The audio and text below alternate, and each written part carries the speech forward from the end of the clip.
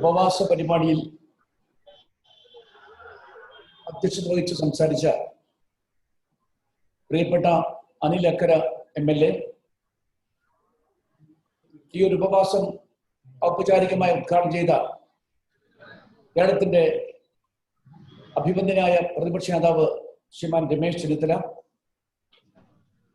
ഈ ചടങ്ങിൽ സംബന്ധിക്കാൻ എത്തിയിട്ടുള്ള എൻ്റെ പ്രിയ സ്നേഹിതൻ, ദീർഘവർഷക്കാലം കോൺഗ്രസിലും പാർലമെന്റിലും ഒക്കെ തന്നെ എൻ്റെ സഹപ്രവർത്തകരായിരുന്ന സീനിയർ കോൺഗ്രസ് നേതാവ് ശ്രീമാൻ PC ചാക്കോ, UDFന്റെ സംസ്ഥാന കൺവീനർ പ്രിയപ്പെട്ട ബെന്നി ബെഹനാൻ MP, ജില്ലാ കോൺഗ്രസ് കമ്മിറ്റിയുടെ മുൻ അധ്യക്ഷനും ഇപ്പോൾ MP-യുമായ ശ്രീമാൻ TN പ്രതാപൻ, നമ്മുടെ പ്രിയപ്പെട്ട MP കുമാരി രമ്യ ഹരിദാസ്, ജില്ലാ കോൺഗ്രസ് കമ്മിറ്റിയുടെ ചുമതലയുള്ള KPCC general secretary Shrimati Padmaja Venugopal, പ്രിയപ്പെട്ട മറ്റൊരു ചുമതലക്കാരനായ ശ്രീമാൻ അബ്ദുറഹ്മാൻ കുട്ടി, KPCCയുടെ ജില്ലാ ചുമതലയുള്ള സെക്രട്ടറി അബ്ദുൾ മുത്തലിബ്, ശ്രീ ജോസഫ് ചാലിശ്ശേരി, ശ്രീമാൻ PN ex-MLA Shri Francis George, എന്നോടൊപ്പം ഈ പരിപാടിയിൽ സംബന്ധിക്കാൻ ഇവിടെ സമാഗതനായിട്ടുള്ള KPCCയുടെ ജനറൽ സെക്രട്ടറി ശ്രീമാൻ പാലോട് രവി, വടക്കാഞ്ചേരിയിലെ പ്രിയപ്പെട്ട കോൺഗ്രസിന്റെ സഹപ്രവർത്തകന്മാരെ, സഹോദരീ സഹോദരന്മാരെ, അത്യധികം ചാരിതാർത്ഥ്യത്തോടു കൂടിയാണ് ഇന്നത്തെ ഈ പരിപാടിയിൽ നേരിട്ട് പങ്കെടുക്കാൻ സാധിച്ചില്ലെങ്കിൽ പോലും ഞാൻ നിങ്ങളെ അഭിസംബോധന സംസാരിക്കാൻ ഇവിടെ നിൽക്കുന്നത്. പ്രിയപ്പെട്ട പ്രതിപക്ഷ നേതാവ് ദീർഘമായി തന്നെ രാഷ്ട്രീയ കാര്യങ്ങൾ സംസാരിച്ചു കഴിഞ്ഞിരിക്കുകയാണ്. അദ്ദേഹത്തിന്റെ പ്രസംഗത്തിന് ശേഷം ഒരു ദീർഘമായ പ്രഭാഷണത്തിന് അവസരമില്ല എന്ന കാര്യം എനിക്കറിയാം. അത്രയേറെ കേരളത്തിലെ രാഷ്ട്രീയ സംഭവ വികാസങ്ങളെ കുറിച്ചൊക്കെ തന്നെ അദ്ദേഹം വ്യക്തതയോടുകൂടി തന്നെ കാര്യങ്ങൾ പ്രതിപാദിച്ചു കഴിഞ്ഞിരിക്കുകയാണ്. എന്താണ് നമ്മുടെ സംസ്ഥാനത്ത് കഴിഞ്ഞ 4 വർഷമായിട്ട് നടന്നുകൊണ്ടിരിക്കുന്നത്? അഴിമതിയുടെ ആറാട്ടാണ് ഇവിടെ നടക്കുന്നത്.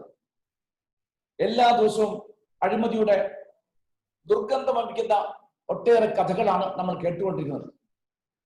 ഒരഴിമതി മാത്രമല്ല, ചില ദിവസം 4ഉം 5ഉം സംഭ്രമജനകമായ അഴിമതിയുടെ കഥയാണ് കേരളം കേട്ടുകൊണ്ടിരിക്കുന്നത്.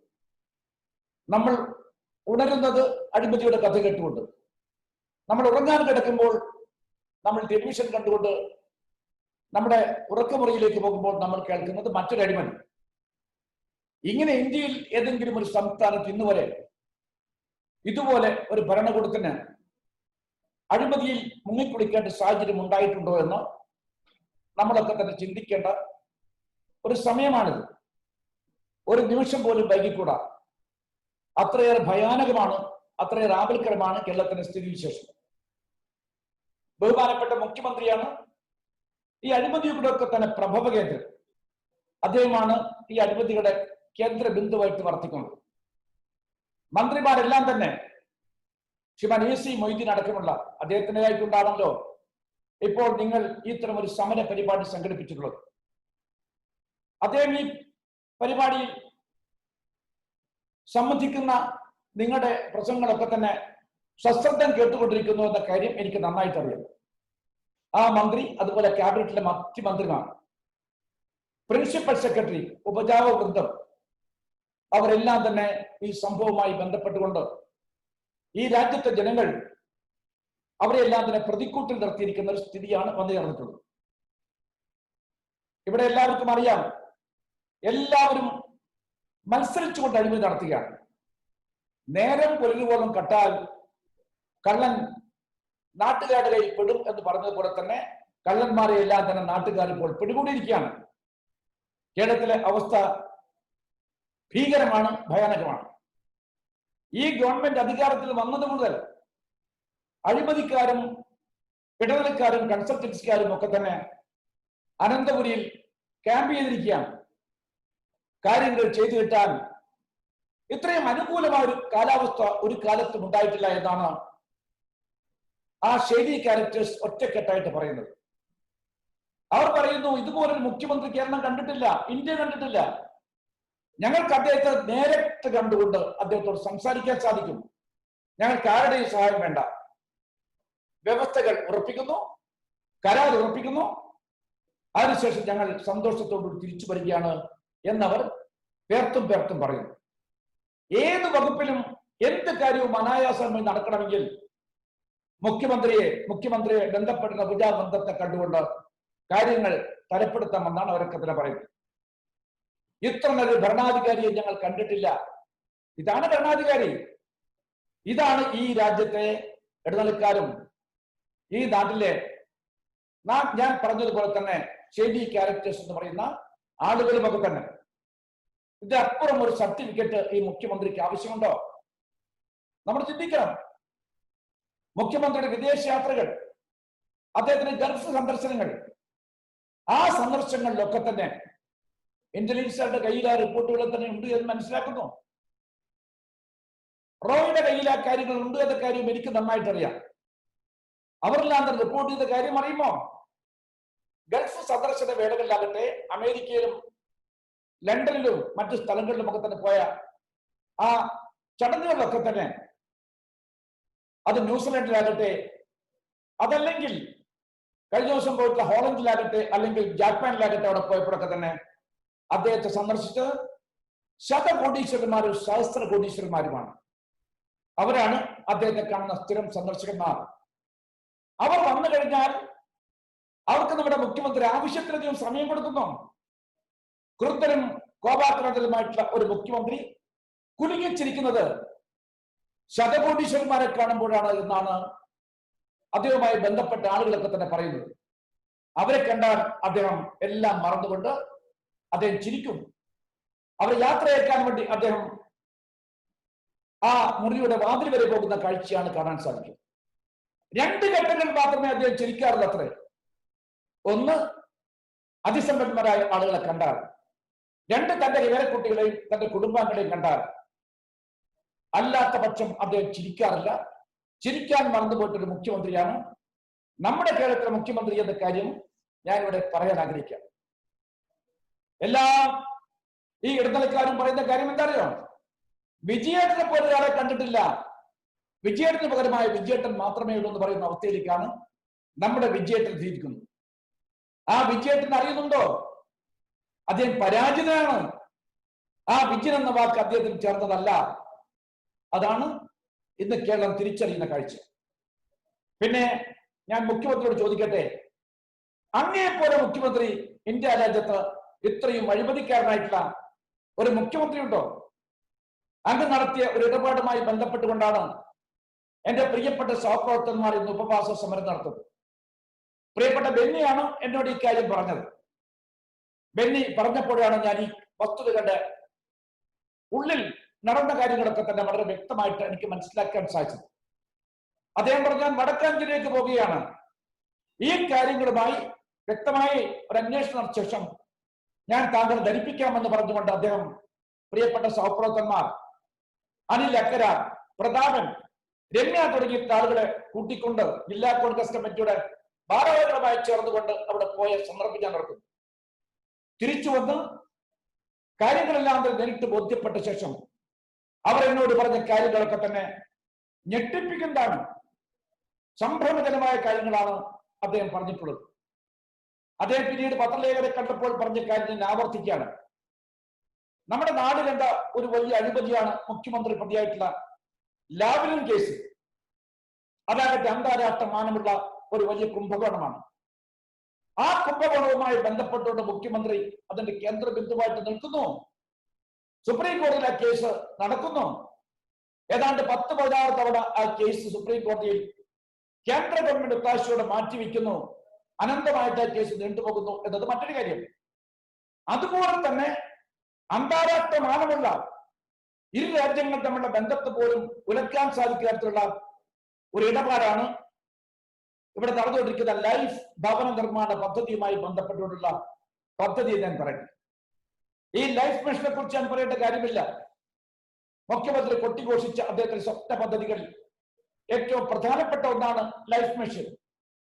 ആ ലൈഫ് മിഷൻ നടന്ന കൊള്ള, ആ പകൽ കൊള്ളയെ കുറിച്ച് കഴിഞ്ഞ ദിവസം പ്രതിപക്ഷ നേതാവ് മാത്രമല്ല പ്രിയപ്പെട്ട വി ഡി സതീശൻ MLA അവിശ്വാസ പ്രമേയം അവതരിപ്പിച്ചുകൊണ്ട് അദ്ദേഹം നടത്തിയ പ്രസംഗം. 2 ദിവസം മുമ്പ് അനിലക്കര തിരുവനന്തപുരത്ത് ഉണ്ടായിരുന്നു. വി ഡി സതീശൻ പ്രസംഗിച്ച ശേഷം അനിലക്കരയാണ് എന്റെ ഉപവാസ സമ്മേളനത്തിൽ വികാര നിർഭരനായിട്ട് ഈ കാര്യങ്ങളൊക്കെ തന്നെ പറഞ്ഞത്. അപ്പോൾ കൂടുതൽ ഈ കാര്യങ്ങളെ കുറിച്ച് എനിക്ക് വെളിച്ചം കിട്ടുകയുണ്ടായി. എന്താണ് ഈ നാട്ടിൽ സംഭവിച്ചുകൊണ്ടിരിക്കുന്നത് നിങ്ങൾ ചിന്തിക്കണം എന്ന് ഞാൻ അപേക്ഷിക്കുന്നു. കേരളോത്സവം ഏറ്റവും ചൂടുപിടിച്ച ചർച്ചയായിട്ട് ഇന്ന് ഈ ലൈഫ് മിഷൻ പരിപാടിയെ മാറ്റി എന്നതിൽ എനിക്ക് വളരെ സന്തോഷമുണ്ട്. ആ കേരളത്തിലെ ജനങ്ങളുടെ പ്രബുദ്ധതയ്ക്ക് മുമ്പിൽ ഞാൻ ഒരു നിമിഷം നമ്രശസ്കനായി നിൽക്കുകയാണ്. ലൈഫ് മിഷൻ ഞാൻ പറഞ്ഞതുപോലെ തന്നെ ഈ ഗവൺമെന്റിന്റെ ഫ്ലാഗ്ഷിപ്പ് പരിപാടികൾ ഒന്നാണ്. ആ ലൈഫ് മിഷൻ പദ്ധതിയിൽ ഉൾപ്പെടുത്തിക്കൊണ്ട് വടക്കാഞ്ചേരിയിൽ 2.17 ഏക്കർ ഭൂമിയിൽ 140 ഫ്ളാറ്റുകൾ പണിയാൻ വേണ്ടി ഗവൺമെന്റ് തീരുമാനിക്കുന്നു. ആ പദ്ധതി കഴിഞ്ഞ ജൂലൈ 21-ാം തീയതിയാണ് സർക്കാരുമായിട്ട് അത് സംബന്ധമായിട്ട് ധാരണയിൽ ഒപ്പുവെക്കുന്നത്. ധാരണ ഉണ്ടാകുന്നത് യുണൈറ്റഡ് അറബ് എമിറേറ്റ്സ് ഇന്ത്യയുമായി എത്രയോ വർഷക്കാലമായി സുദൃഢവും ആത്മാർത്ഥവും ഊഷ്മളവുമായിട്ടുള്ള ബന്ധം കാത്തു സൂക്ഷിക്കുന്ന ഒരു രാജ്യമാണ് UAE. ആ UAEയിലാകട്ടെ ലക്ഷക്കണക്കായ മലയാളികൾ അന്നം കിട്ടാൻ വേണ്ടി നിത്യവൃത്തിക്ക് വേണ്ടി അങ്ങോട്ടേക്ക് പോയ ഒരു നാടാണ് ആ നാട്. ആ നാട് നമ്മുടെ മലയാളികളായിട്ടുള്ള പ്രവാസികൾക്ക് ആതിഥ്യമല്ലിയ നാടാണ്. അവർക്ക് വേണ്ട സഹായസ്ഥാനങ്ങളും സ്നേഹവും സൗഹാർദ്ദവും ഒക്കെ തന്നെ പകർന്നു നൽകിയ ഒരു രാജ്യമാണ്. ആ രാജ്യത്തെ ഒരു സ്ഥാപനമായിട്ടുള്ള റെഡ് ക്രസന്റ് എന്ന് പറയുന്ന സ്ഥാപനം, നമ്മുടെ റെഡ് ക്രോസ് പോലെ തന്നെയുള്ള ഒരു സ്ഥാപനം, അവരുമായിട്ടാണ് ഈ ഗവൺമെന്റ് MOU ഒപ്പുവെക്കുന്നത്. മെമ്മോറാണ്ടം ഓഫ് അണ്ടർസ്റ്റാൻഡിംഗ് അഥവാ ധാരണാപത്രം. UAE നിന്ന് നേരിട്ട് പണം സ്വീകരിക്കാൻ നിയമതടസ്സമുണ്ട് എന്ന് ഗവൺമെന്റ് പറയുന്നു. അതുകൊണ്ട് ഞങ്ങൾ റെഡ് ക്രസന്റുമായിട്ട് ഞങ്ങൾ ധാരണ ഉണ്ടാക്കിയിരിക്കുന്നു. അതുകൊണ്ടാണ് അവരുമായിട്ട് ധാരണാപത്രം ഒപ്പുവെച്ചത് എന്നാണ് ഗവൺമെന്റ് അവകാശപ്പെടുന്നത്. വിദേശ സഹായം സ്വീകരിക്കുമ്പോൾ എന്റെ സ്നേഹിതൻ ദീർഘവർഷക്കാലം പാർലമെന്റ് ഉണ്ടായിരുന്ന ശ്രീമാൻ PC ചാക്കോയ്ക്ക് ആ വിദേശ സഹായം ലഭിക്കുമ്പോഴുള്ള നിബന്ധനകളെ കുറിച്ചും വ്യവസ്ഥകളെ കുറിച്ചും നന്നായിട്ട് അറിയാം.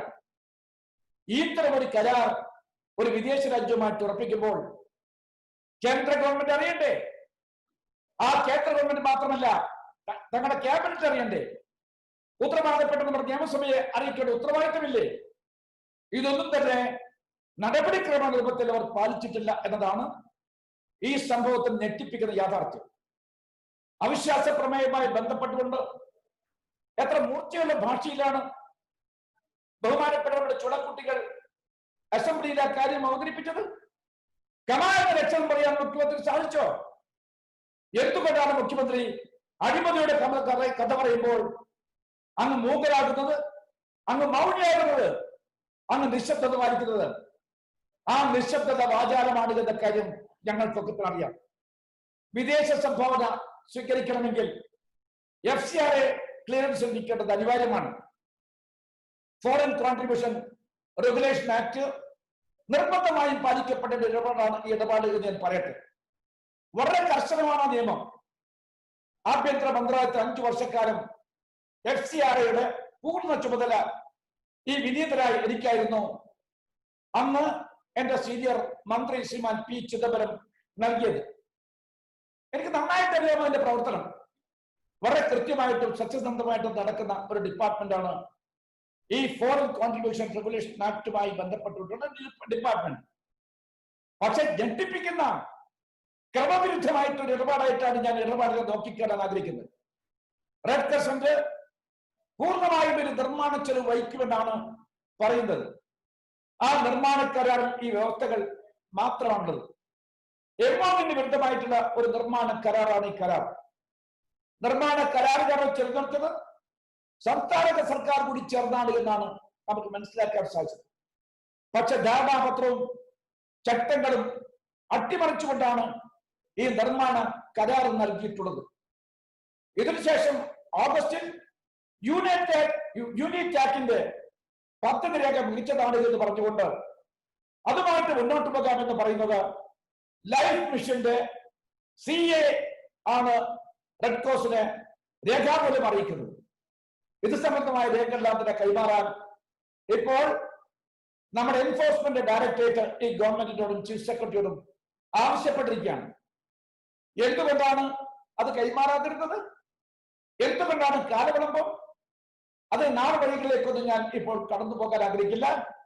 വിശദമായി നമ്മുടെ അവിശ്വാസ പ്രമേയവുമായി ബന്ധപ്പെട്ടുകൊണ്ട് നിയമസഭയിലെ കാര്യങ്ങൾ ഉന്നയിച്ചതുകൊണ്ട് പ്രതിപക്ഷ നേതാവ് അത് വിശദമായിട്ട് സംസാരിച്ചുകൊണ്ട് ഇതുമായി ബന്ധപ്പെട്ട് ഈ അന്വേഷണവുമായി ബന്ധപ്പെട്ടുകൊണ്ട് കേരളീയ പൊതുസമൂഹത്തിൽ ഈ കാര്യം കൊണ്ടുവന്നിട്ട് നമ്മുടെ MLA അടക്കമുള്ള MP അടക്കമുള്ള ബെന്നി അടക്കമുള്ള ആളുകൾ പ്രസംഗിക്കാനുള്ളതുകൊണ്ട് ഞാൻ വിശദമായി ആ കാര്യങ്ങളിലേക്ക് കടന്നു പോകാൻ ആഗ്രഹിക്കുന്നു.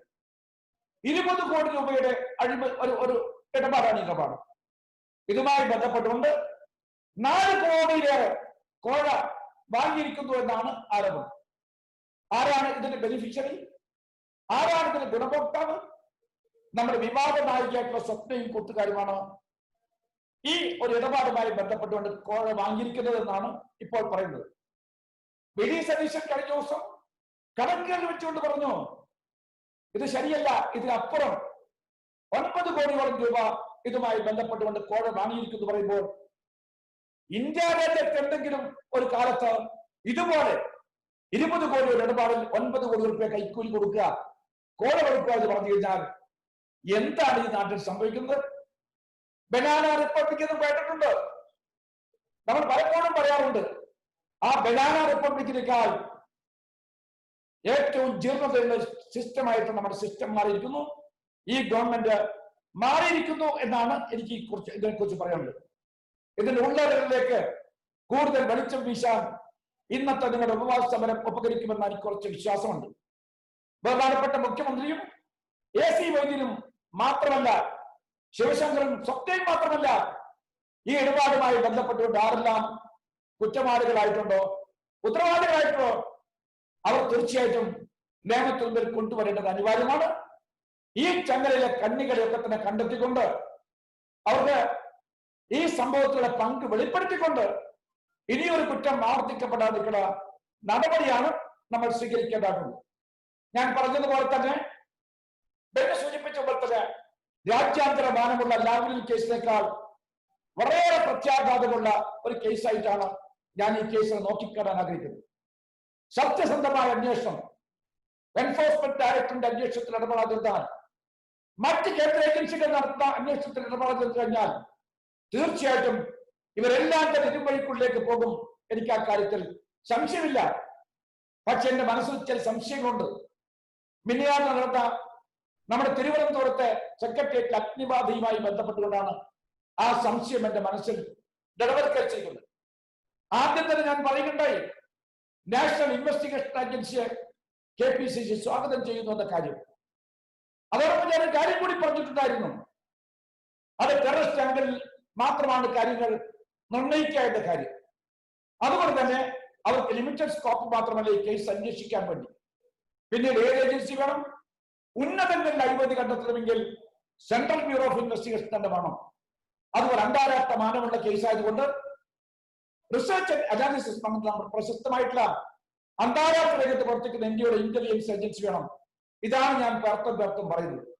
ഇന്നലത്തെ സംഭവങ്ങളിലേക്ക് ഞാൻ നിങ്ങളുടെ ശ്രദ്ധ ക്ഷണിക്കേണ്ട കാര്യമില്ല. അറിയുമോ സ്നേഹിതന്മാരെ, നമ്മുടെ സെക്രട്ടേറിയറ്റ് ജനറൽ അഡ്മിനിസ്ട്രേഷൻ ഡിപ്പാർട്ട്മെന്റിലെ ഒരു പ്രത്യേക മുറിയിലാണ് ഇന്നലെ തീപിടിച്ചിരിക്കുന്നത്.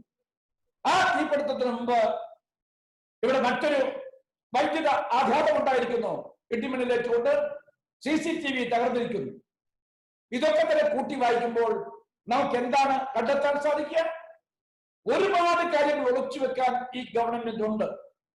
തീർച്ചയായിട്ടും അതിനു വേണ്ടിയിട്ടാണ് ഈ ഗവൺമെന്റ് ഇപ്പോൾ ശ്രമിച്ചുകൊണ്ടിരിക്കുന്നത്.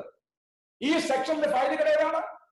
വിദേശ യാത്രകൾ സംബന്ധമായി, പ്രോട്ടോകോൾ സംബന്ധമായി, ഇവിടെ വരുന്ന ഫോറിൻ കൺസൈൻമെന്റ് സംബന്ധിച്ചുള്ള രേഖകൾ, എംബസികൾക്ക് വേണ്ടി വരുന്ന ഈ ബാഗേജുകളെ കുറിച്ചുള്ള രഹസ്യങ്ങളൊക്കെ തന്നെ അടങ്ങുന്നതാണ് ഈ മുറി എന്ന കാര്യം നിങ്ങൾ മനസ്സിലാക്കണം. ആരാണ് തീ വെച്ചത്? ഞങ്ങൾ പറയുകയുണ്ടായി, ബഹുമാനപ്പെട്ട മുഖ്യമന്ത്രിയുടെയും ചീഫ് സെക്രട്ടറിയും അറിവിൽ സമരമില്ല എങ്കിൽ DGPയുമായി ചേർന്നുകൊണ്ട് നടത്തിയിരിക്കുന്ന ഒരു വലിയ അട്ടിമറിയായിട്ടാണ് കേരള പ്രദേശ് കോൺഗ്രസ് കമ്മിറ്റിയിൽ നോക്കിക്കാണുന്നത്. ഈ ഒരു സംഭവം ഉണ്ടായ സമയത്ത് ചിന്തിക്കണം. അവർക്ക് ഉത്തരവാദപ്പെട്ട MLA, മുൻ മന്ത്രി കൂടിയായിട്ട് ശ്രീമാൻ ശിവകുമാർ, പ്രിയപ്പെട്ട യുവ MLA ശ്രീമാൻ ശബരിനാഥ്, തങ്ങളുടെ നാട്ടിൽ പ്രത്യേകിച്ച് അനന്തപുരിയിൽ സ്ഥിതി ചെയ്യുന്ന നമ്മുടെ സെക്രട്ടേറിയറ്റിൽ തീപിടുത്തം ഉണ്ടായി എന്ന് പറഞ്ഞു കഴിഞ്ഞാൽ വീട്ടിൽ സുഖമായിട്ടിരിക്കുകയാണോ ഒരു ജനപ്രതിനിധിയുടെ ഉത്തരവാദിത്തം? തങ്ങളുടെ മൗലികമായ ഉത്തരവാദിത്തം നിർവഹിക്കാൻ വേണ്ടിയിട്ടാണ് അവർ അങ്ങോട്ടേക്ക് പോയത്. ഇന്ന് കാലത്ത് എനിക്ക് മനസ്സിലാക്കാൻ സാധിച്ചു, ശിവകുമാറിന്റെ പേരിൽ കേസ് എടുത്തിരിക്കുന്നു. എന്തിനു വേണ്ടി? ഏത് സമയത്തും അദ്ദേഹത്തിന് കടന്നു ചെല്ലാൻ അവകാശമുള്ള അധികാരമുള്ള സ്ഥലമാണ് സെക്രട്ടേറിയറ്റ്. അവർ പോയില്ലായെങ്കിൽ പിന്നെ ആരാണ് നോക്കേണ്ടത്? സ്വപ്ന സുരേഷും ആ സ്വപ്ന സുരേഷിനെ പോലെയുള്ള ഈ രാജ്യത്തെ അനപേക്ഷിതമായ പ്രവണതയുമായിട്ട് പോകുന്ന കൊള്ള സംഘത്തിൽപ്പെട്ട ആളുകൾക്കാണോ ആ സെക്രട്ടേറിയറ്റ് കടക്കാൻ അവകാശം? മുഖ്യമന്ത്രി ഇത് വിശദീകരിക്കണം, അത് വിശദീകരിച്ചേ മതിയാകൂ എന്ന് മാത്രമാണ് എനിക്ക് ഈ സന്ദർഭത്തിൽ പറയാനുള്ള ഒരു പ്രധാന കാര്യം. പിന്നെ മറ്റൊരു കാര്യം, ഇതിന്റെ അഴിമതിക്കാലത്ത് ഒരു ആചാരമായി മാറിയിരിക്കുകയാണ്. ഇതൊരു കമ്മ്യൂണിസ്റ്റ് സർക്കാരാണോ? ഒരിക്കലുമല്ല. ഇതൊരു കമ്മീഷൻ സർക്കാരാണ്. ഇത് ഒരു കൺസൾട്ടൻസി ഗവൺമെന്റാണ് ഈ ഗവൺമെന്റ്. ഞാൻ പറയട്ടെ, കമ്മീഷൻ സർക്കാരും കൺസൾട്ടൻസി സർക്കാരുമായിട്ട് ഈ ഗവൺമെന്റ് മാറിയിരിക്കുകയാണ്. കൺസൾട്ടൻസി മുഖേന കൊള്ളക്കടമാണ് നടത്തിക്കൊണ്ടിരിക്കുന്നത്. വമ്പിച്ച കൊള്ള, ചമ്പൽ കൊള്ളക്കാരെ പോലും അമ്പരപ്പിക്കുന്ന, ഞെട്ടിപ്പിക്കുന്ന, സംഭ്രമിക്കുന്ന കൊള്ളയാണ് ഈ നാട്ടിൽ നടത്തിക്കൊണ്ടിരിക്കുന്നത്. പമ്പ ത്രിവേണിയിലെ മണൽക്കൊള്ളയെ കുറിച്ച് പ്രഥമ ദൃഷ്ടിയാ കേസുണ്ടോ എന്ന് പറയുന്നത് നമ്മുടെ വിജിലൻസ് ഡിപ്പാർട്ട്മെന്റ് തന്നെയാണ്. അവിടെയാണ് ഇത്തരം ഇടപാടുകളെ കുറിച്ചുള്ള സംശയങ്ങളൊക്കെ തന്നെ നമ്മുടെ മനസ്സിൽ ദൃഢവൽക്കരിക്കാൻ വേണ്ടി പോകുന്നത്. അഴിമതി ആരോപണങ്ങളിൽ കൃത്യമായി മുഖ്യമന്ത്രി മറുപടി നൽകുന്നില്ല.